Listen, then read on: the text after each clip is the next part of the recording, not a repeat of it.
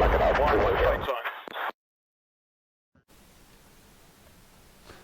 guys, welcome back to the channel. Thank you very much for all your likes and subscribes, it's very much appreciated.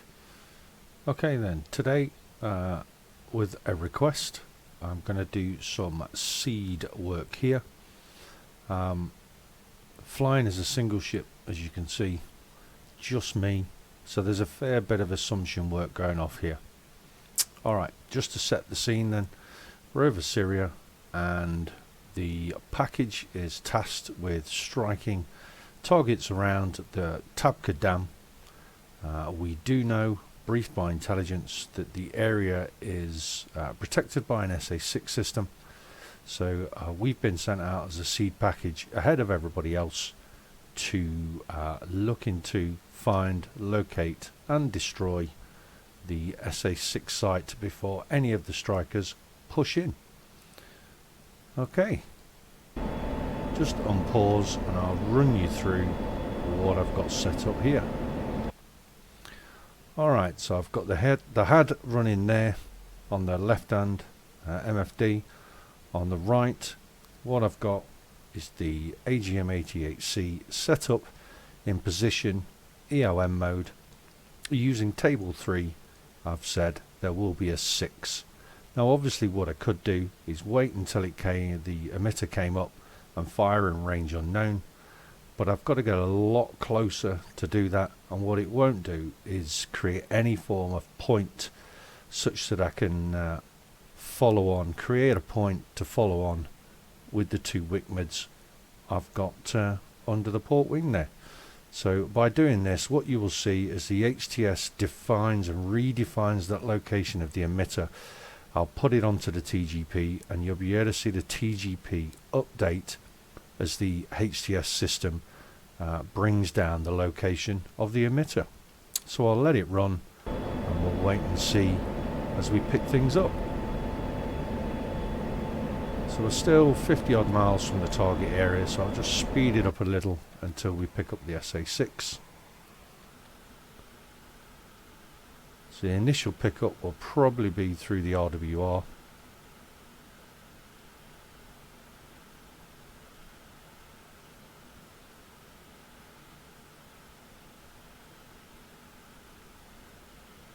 And the beauty of using the HAD system or the HCS, okay, I'll just pause it there.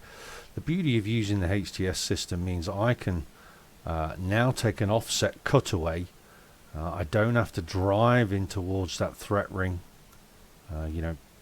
20 miles for the SA-6 or there or thereabouts. Please use our publicly 476 threat guide available on our website if you want to get some more detailed information.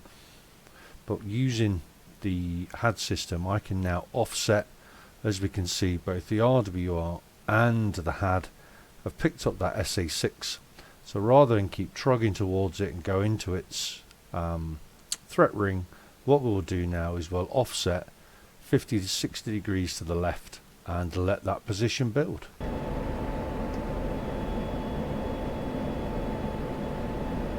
So while I'm doing it, what I'll do is I'll hook that system. I'm going to TMS right, and that will now put the pod in the rough location that's being initially generated by the HAD, by the HTS. So we've got quite a huge ellipse. You're looking at 15 nautical miles by 5.5 nautical miles, and then the 22 degrees is the orientation of that ellipse. So quite long, and at the minute quite fat. So what we're looking to do is get that down as low as we physically can, and it will create a much better solution for our targeting pod to then look at. So we'll just unpause and watch that position of data come down. So I'm offsetting well left outside of the SA-6 threat and the WES.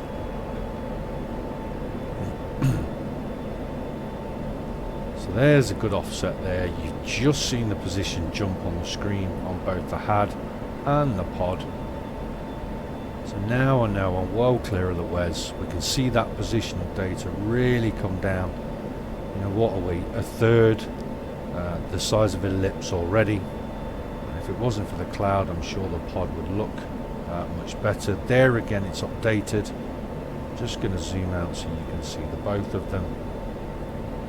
But as you can see, that SA6, we're not hearing any tracking or any form of lock-on signal because we're outside of its WES, its threat range at the minute. So what I'm going to do is I'm just going to come back right a little bit just to keep the harm or the emitter inside the harm field of view, which is that dash line around us. You just see it there, look.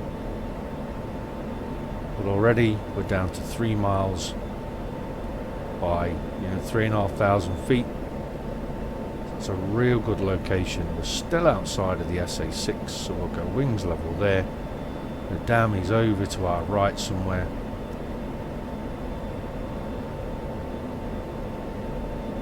So we'll go ahead, we'll fire the harm. Snake normal Magnum 6. Target area. There's the Magnum or the harm climbing. That's the beauty of the EOM mode. It will go in. Okay, so now down to the pod. What I'm going to do is I'm just going to switch that back to SMS so as we can bring up the WICMEDs. They're all ready to go. Bring the pod back up. And lo and behold, there's our SA6 site. So we'll zoom in. You can see the straight flush radar there. We'll use the expand mode and we'll just wait for the harm to do its business.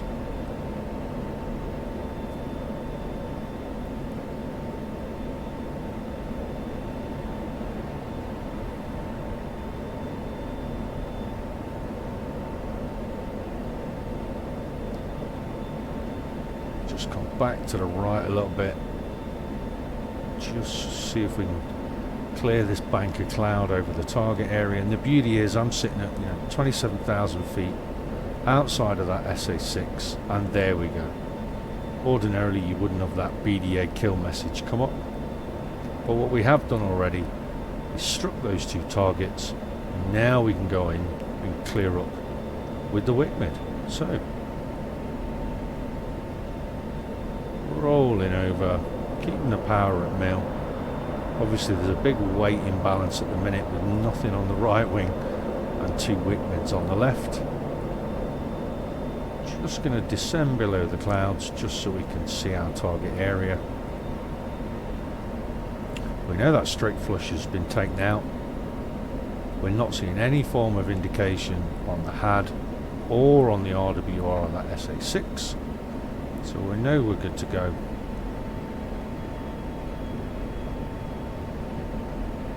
There's the target, there's the straight flush, so we'll just put that there, zoom out a little bit so we can see. In fact, we'll tidy that up a little bit.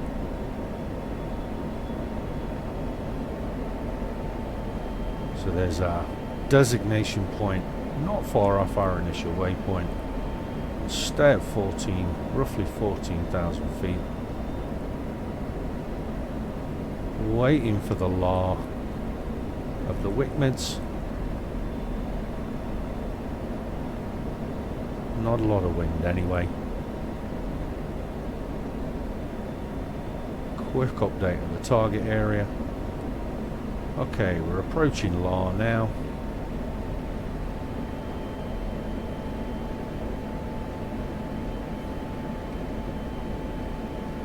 Give it a little bit more inside. There's one, there's two, coming off left.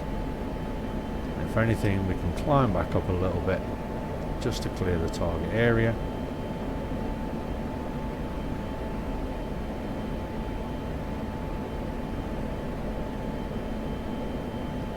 Stay below the clouds so we can remain visual.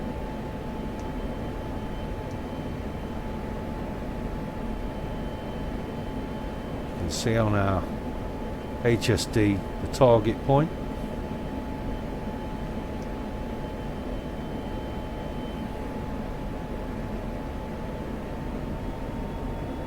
Coming back to the right, so the target is down there. You can see where the straight flush got destroyed.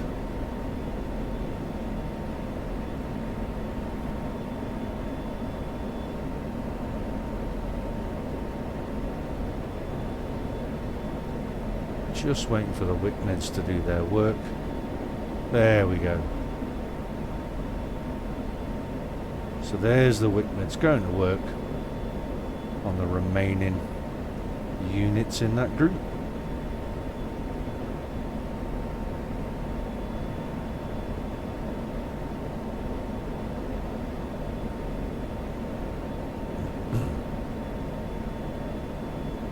Probably ended up with, we've got to refuel a lorry of some description.